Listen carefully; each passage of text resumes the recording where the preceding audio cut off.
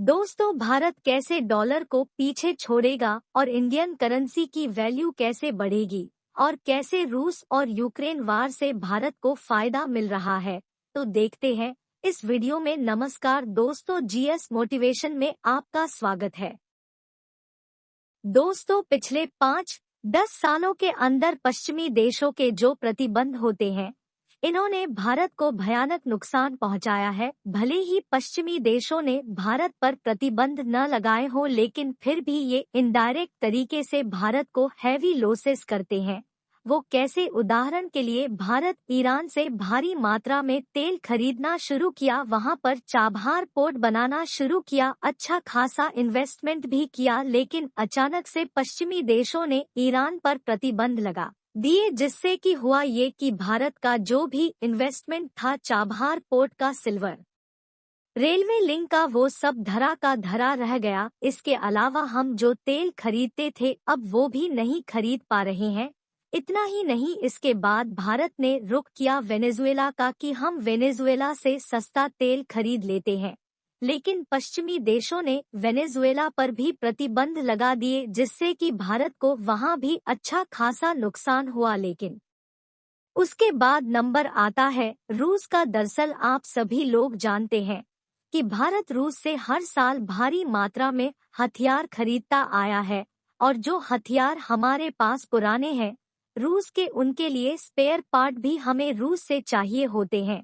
लेकिन अचानक से रूस यूक्रेन युद्ध शुरू हुआ, जिससे कि पश्चिमी देशों ने रूस पर भी प्रतिबंध लगा दिए। अब इससे भारत के सामने एक बड़ा खतरा पैदा हो गया था कि जो हमारे पुराने रूसी हथियार है, जो लगभग हमारी सेना के करीबन 60 से लेकर 70% बैठते हैं, वो सभी धरे के धरे ना रह जाए, क्योंकि प्रतिबंधों के तहत हम रूस से हथियार क्या, हथियारों के स्पेयर पार्ट भी नहीं खरीद सकते थे। इसलिए भारत ने कहा कि अब बहुत हो गया, अब इसका कुछ ना कुछ तो इलाज ढूंढना ही होगा, और भारत में इलाज ढूंढा। भारत ने एक एक्सपेरिमेंट किया रूस के साथ कि हम आपके साथ जो व्यापार है वो डॉलर में करेंगे ही नहीं, हम व्यापार करेंगे रूपी रूबल ट्रेड के तहत, और बिल्कुल लोकल करेंसी में व्यापार किया जाएगा, जिससे कि पश्चिमी देशों के जो प्रतिबंध है उन्हें बाईपास कर देंगे हम। और ये एक्सपेरिमेंट सफल भी रहा। भारत ने ना सिर्फ हथियार रूस से खरीदे, हथियारों के स्पेयर पार्ट्स खरीदे, यहाँ तक कि सस्ता तेल भी खरीदा, जिससे भारत को अरबों डॉलर का जबरदस्त फायदा भी हुआ। लेकिन भारत अब यही नहीं रुकने वाला है।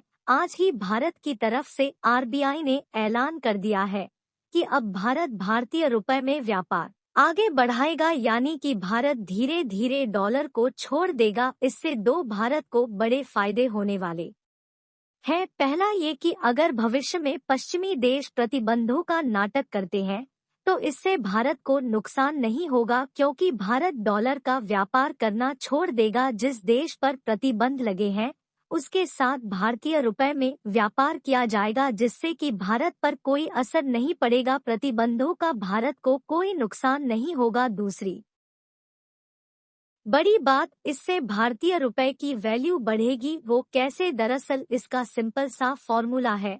मार्केट के अंदर जिस देश की करेंसी में ज्यादा व्यापार होता है तो उसकी करेंसी की डिमांड भी ज्यादा बढ़ती है, लोग उस करेंसी को खरीदते हैं।